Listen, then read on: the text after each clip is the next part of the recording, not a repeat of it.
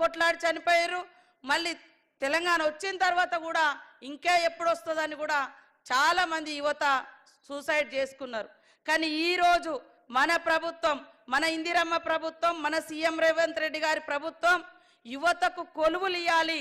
అది ఆయనకు ఒక పండుగ.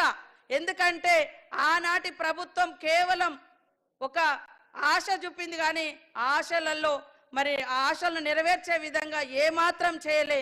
కేవలం వాళ్ళ కుటుంబంలో ఎవరైనా ఓడిపోయినా, ఎవరైనా ఏదైనా అయితే మాత్రం వెంటనే వాళ్ళ కొలువులు ఇచ్చారు తప్ప మన ఇళ్లలో కనీసం చనిపోయిన వాళ్ళకు వాళ్ళ స్థానంలో కారుణ్య నియామకాలు చేపట్టలేదు. రాష్ట్రంలో ఉన్నటువంటి యువతకు కూడా ఉద్యోగాలు ఇచ్చినటువంటి దాఖలాలు లేవు. మరి నిన్నటి వరకు చూస్తే ఇప్పటి వరకే సంవత్సరం లోపు దాదాపుగా 57,000కు పైగా ఉద్యోగాలు ఇచ్చినటువంటి ఘనత, మరి ఉద్యోగులకు సంబరాన్ని నింపి నిరుద్యోగ యువత యొక్క నిరాశలను తొలగించినటువంటి ఘనత కూడా మన సీఎం రేవంత్ రెడ్డి గారిది.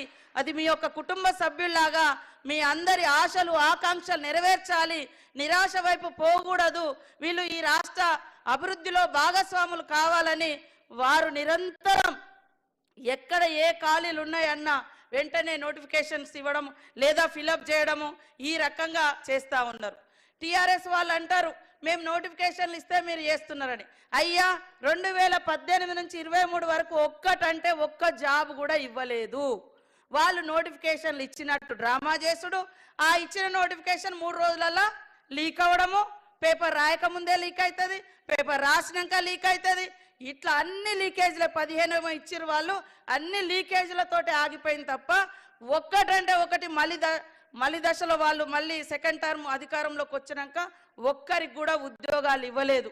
కానీ ఈరోజు ఉద్యోగాల ఎక్కడ అవకాశాలు ఉంటే ఏ శాఖలో ఏది ఖాళీ ఉన్నా వెంటనే ఫిలప్ చేయాలని మరి ప్రత్యేక శ్రద్ధతోటి సీఎం గారు మరి ఉద్యోగ నియామకాలు ఒక యజ్ఞంలా, ఉద్యోగం ఆ రోజు ఉద్యోగం కోసం చేసినాం, కానీ ఈరోజు ఉద్యోగాలు ఒక ఉద్యమంలా ఒక యజ్ఞంలా చేస్తున్నటువంటి ప్రభుత్వం మన సీఎం రేవంత్ రెడ్డి గారి ప్రభుత్వం, ఇందిరమ్మ ప్రభుత్వం. మీరందరూ కూడా దయచేసి మనము ఇవాళ పంచాయతీ రాజ్లో అయితే దాదాపుగా 8-9 సంవత్సరాల నుంచి నియామకాలు చేపట్టలేదు. అనేక సార్లు నా దగ్గరకు వచ్చినప్పుడు నేను కూడా మా సంబంధిత అధికారుల దగ్గరికి తీసుకెళ్లడం, అనేక రకాల ఇబ్బందులను కూడా తొలగిస్తూ సీఎం గారి దృష్టికి తీసుకెళ్లిన తర్వాత వాళ్ళు బాధలో ఉంటారు, వాళ్ళని బాధ పెట్టద్దు, వాళ్ళకు నిజంగా వాళ్ళ కుటుంబ సభ్యులు కోల్పోయి ఉంటారు కాబట్టి వాళ్ళ తొందరగా క్లియర్ చేయాలనే పట్టుదల మూలంగానే మరి తొందరగా రావడం జరిగింది. యాక్చువల్గా మనకు మొన్న 2 months బ్యాకే ఈ జీవో వచ్చింది, కానీ మనకు ఎలక్షన్ కోడ్ ఉండడంతో నిన్నటి దాకా ఎమ్మెల్సీ ఎలక్షన్ కోడ్ మొన్న మీకు అందరు తెలుసు, ఈలోపు మనకు అసెంబ్లీ వచ్చింది, కొద్దిగా టైం అయింది. ఇప్పుడు కూడా ఈరోజు కూడా 4 గంటలకు కరెక్ట్గా సీఎం గారు రెడీగా ఉన్నారు ఈ మీకు ఎంత తొందరగా ఇవ్వాలి అని.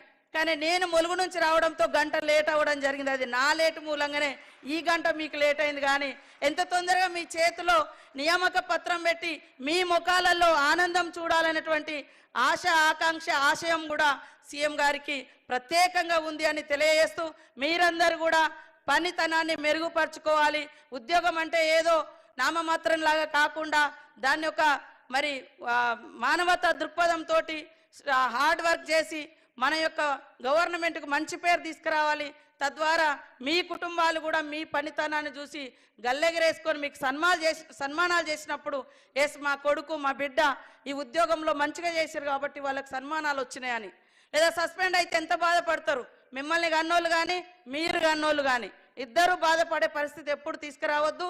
ఎప్పుడు కూడా మన కుటుంబ సభ్యులు గర్వంగా చెప్పుకునే విధంగా ఈ మన ప్రభుత్వానికి తోడుగా ఉంటూ మరి మంచి పని చేసి ప్రజలకు సేవకులుగా ఉండాలని మనస్ఫూర్తిగా కోరుకుంటూ మీ అందరికీ శుభాకాంక్షలు, ధన్యవాదాలు తెలియజేస్తా ఉన్నాను.